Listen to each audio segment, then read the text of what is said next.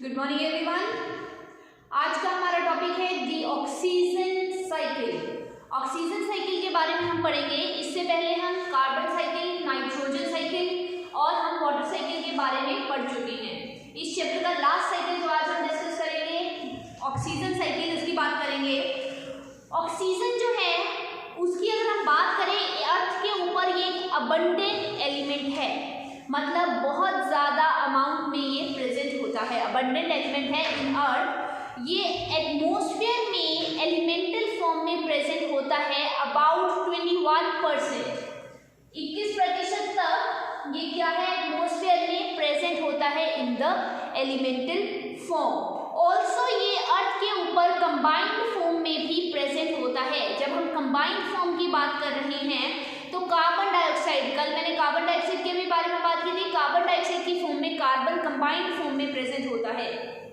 Same oxygen, oxygen भी combined form में carbon dioxide की फॉर्म में प्रेजेंट होता है एटमॉस्फेयर में। अगर हम अर्थ क्रस्ट की बात करें तो अर्थ की क्रस्ट के ऊपर ऑक्साइड्स की फॉर्म में, मोस्टली मेटल्स में या सिलिकॉन में, कार्बोनेट में, सल्फेट में, इन नाइट्रेट में या अदर मिनरल्स में भी ऑक्सीजन प्रेजेंट होता है।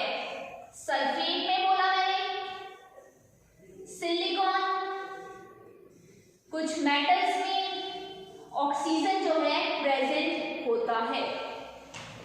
इसके अलावा ये most of the biological molecule, mostly जो बायोलॉजिकल मॉलिक्यूल जैसे कि carbohydrates, proteins, nucleic acids, fats या लिपिड्स जिसको हम बोल सकते हैं, उन फॉर्म में भी हमारा ऑक्सीजन जो है प्रेजेंट होता है। तो ये डिफरेंट फॉर्म्स हैं जिनमें ऑक्सीजन हमारा एग्जिस्ट करता है। सल्फेट, सिलिकॉन, मेटल्स में भी प्रेजेंट होता है, कार्बोहाइड्रेट, प्रोटीन्स, न्यूक्लिक एसिड, इन सभी में हमारा प्रेजेंट होता है। तो यहाँ से पता चल रहा है कि ऑक्सीजन कितना जरूरी है, क्योंकि ये कार्बोहाइड्रेट, प्रोटीन, न्यूक्लिक एसिड में प्रेजेंट होता है। अब अगर हम ऑक्सीजन साइकिल की बात करें, ऑक्सीजन साइकिल का मतलब क्या है कि किस तरह से ऑक्सीजन का लेवल जो है हमारे एटमॉस्फेयर में मेंटेन होकर रहता है। तो ऑक्सीजन जो है, ऑक्सीजन की बात करें तो ये एटमॉस्फेयर में 3 processes, that is combustion, respiration या फिर हमारा oxides of nitrogen, oxides of nitrogen, ये 3 प्रोसेसेस है जिनके थ्रू ऑक्सीजन जो है एटमॉस्फेयर में मेंटेन होकर रहता है। हमारी respiration, combustion and oxides of nitrogen. Oxygen जो है एटमॉस्फेयर में वापस से रिटर्न होकर कैसे आता है, by the process known as photosynthesis. जिस टाइम पर प्लांट फोटोसिंथेसिस करके अपना फूड प्रिपेयर करते हैं, कार्बन डाइऑक्साइड प्रोड्यूस करते हैं, ऑक्सीजन को वो रिलीज करते हैं, वो ऑक्सीजन रिलीज होकर कहाँ चली जाती है, हमारे एटमॉस्फेयर में वापस चली जाती है। तो इसकी अगर हम साइकिल की बात करें, ये 3 प्रोसेसेस है, साइकिल बनाकर बताते हैं किस तरह से हमारा यूज होता है। तो सबसे पहले एटमॉस्फेरिक ऑक्सीजन, जो एटमॉस्फेयर से ऑक्सीजन है वो आई, वो कहाँ पे यूज होगी, एटमॉस्फेयर से ऑक्सीजन आई तो तुम्हें पता है जितने भी लिविंग ऑर्गेनिजम्स हैं, ह्यूमन बीइंग्स हैं, एनिमल्स हैं, ये क्या लेते हैं, ऑक्सीजन को टेकअप करती हैं। तो ये कौन सी प्रोसेस, रेस्पिरेशन। रेस्पिरेशन की प्रोसेस में ये ऑक्सीजन क्या हो जाएगी, हमारी यूज हो जाएगी। देन इस रेस्पिरेशन से वाटर रिलीज हो सकता है हमारा। जब हम रेस्पायर करते हैं, ऑक्सीजन लेते हैं, तुम्हें पता है हमारी बॉडी से वाटर जो है रिलीज होता है। या फिर हमारा जो organic molecules, organic molecules means sugar की हम बात कर रही हैं, ऑर्गेनिक मॉलिक्यूल्स मींस शुगर की हम बात कर रही हैं, वो भी क्या करते हैं हमारे, वो भी रेस्पिरेशन करते हैं। उनसे भी हम देखो वो भी रेस्पिरेशन में हेल्प करते हैं। अब हमने ग्लूकोज हमारी बॉडी में फॉर्म हो रहा है, तो ग्लूकोज जो है उससे हमें एनर्जी मिल रही है, एनर्जी मिल रही है। उस ग्लूकोज के ब्रेकडाउन के लिए, एनर्जी लेने के लिए ऑक्सीजन उस ग्लूकोज का ब्रेक डाउन करता है। तो ये ऑर्गेनिक मॉलिक्यूल्स भी रेस्पिरेशन के प्रोसेस में हमारे क्या कर रहे हैं, हेल्प कर रहे हैं साथ के साथ, और वो जो रिलीज करेंगे। अब तुम्हें पता है ह्यूमन बीइंग्स क्या करते हैं, ऑक्सीजन लेते हैं, कार्बन डाइऑक्साइड रिलीज करते हैं। तो एटमॉस्फेयर से ऑक्सीजन आई या ऑर्गेनिक मॉलिक्यूल से रेस्पिरेशन के बाद या तो हमारा वाटर रिलीज होगा या फिर हमारा कार्बन डाइऑक्साइड रिलीज होगी। जब हम सांस लेते हैं, रेस्पायर करते हैं, ऑक्सीजन लेते हैं और रिलीज क्या करते हैं, कार्बन डाइऑक्साइड रिलीज करते हैं या वाटर रिलीज करते हैं।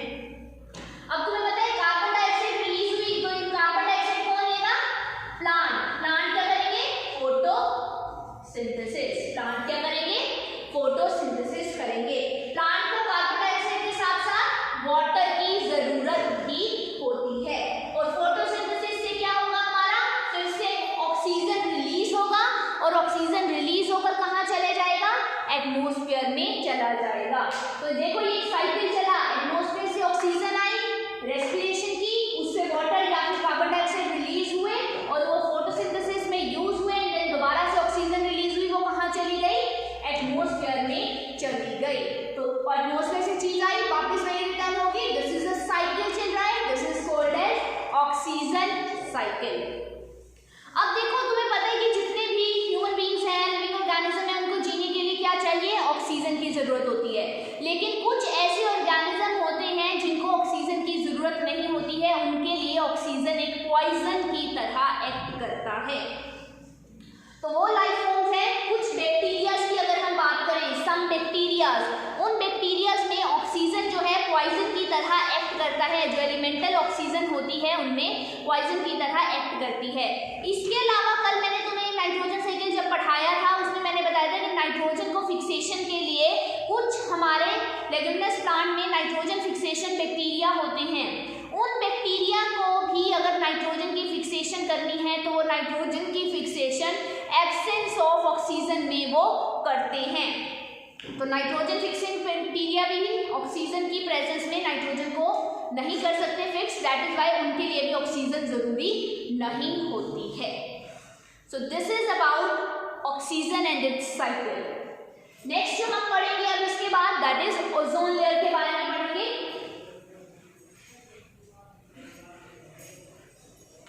ओजोन लेयर के बारे में जब हम बात कर रहे हैं तो तुम्हें ऑक्सीजन के बारे में पहले पता होना चाहिए। ऑक्सीजन जो है नॉर्मली एलिमेंटल फॉर्म जो है ऑक्सीजन की अगर हम बात करें तो ऑक्सीजन डायएटॉमिक मॉलिक्यूल की तरह एक्ट करता है। डाई मींस दो, हम ऐसे लिखते हैं O2, ऐसे लिखते हैं O2। लेकिन इसके अलावा हमारे एटमॉस्फेयर की अपर लेयर में, एटमॉस्फेयर की अपर लेयर में ऑक्सीजन की एक अनदर फॉर्म जिसका नाम है ओजोन, वो प्रेजेंट होती है किस फॉर्म में, O3। किस फॉर्म में, O3। O3 को हम क्या बोलते हैं, ओजोन। क्या बोलते हैं हम, ओजोन, O3 को। ये जो ओजोन होती है, ये ओजोन नॉर्मली अगर हम बात करें तो ये पॉइजनस होती है। ये कैसी होती है, पॉइजनस है, हार्मफुल है हमारे लिए, ठीक है।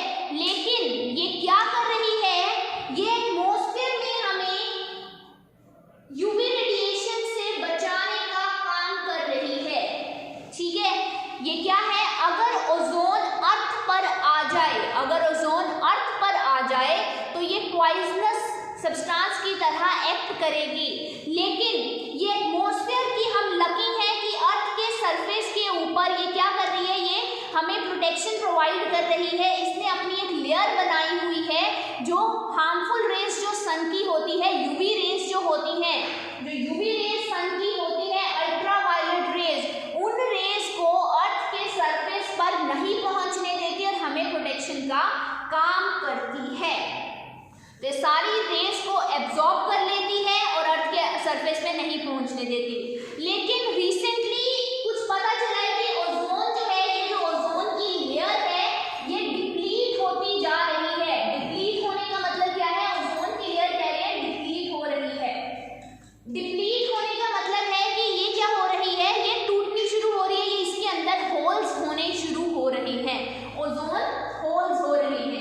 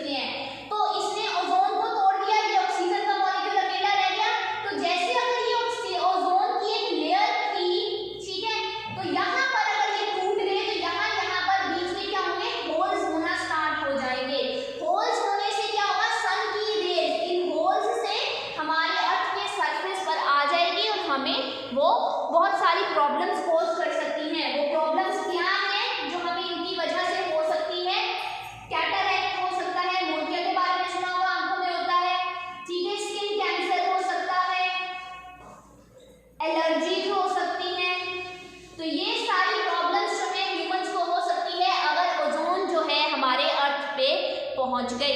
तो तुमसे यहाँ पर क्वेश्चन पूछा जाए व्हाट इज ओजोन, ठीक है, ओजोन क्या है, वो कैसे हमें प्रोटेक्शन कर रही है, तो तुम बोलोगे कैसे उसने अर्थ के सरफेस के ऊपर अपनी लेयर बना तक हमारे तक यूवी रेज को नहीं पहुंचने देती, हमें प्रोटेक्शन प्रोवाइड कर रही है। और अगर सेकंड क्वेश्चन पूछा जाए कि ओजोन कैसे हमारे डिप्लीट हो रही है, तो बोलोगे क्लोरोफ्लोरोकार्बन्स क्या कर रही हैं, ओजोन को डिप्लीट कर रही है। कैसे, ये मैंने बताया, इस तरह से ओजोन को तोड़ देंगे और जाकर ये डिप्लीशन में हेल्प करेंगे। थर्ड क्वेश्चन पूछा जाए कि किस तरह से कौन कौन सी प्रॉब्लम्स हो सकती है अगर हमारी ओजोन की लेयर डिप्लीट हो गई, तो आंसर हमें कैटरैक्ट हो सकता है, हमें स्किन कैंसर हो सकता है, एलर्जी हो सकती है।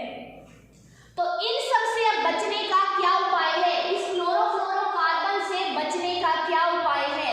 इसका उपाय ये है कि हमारी गवर्नमेंट ने कुछ नॉर्म्स, कुछ हमारे उन्होंने रूल्स बनाए हैं जिनके अकॉर्डिंग उन्होंने कहा है कि इन क्लोरोफ्लोरोकार्बन्स को रेफ्रिजरेटर्स या फिर फायर एक्सटिंग्विशर्स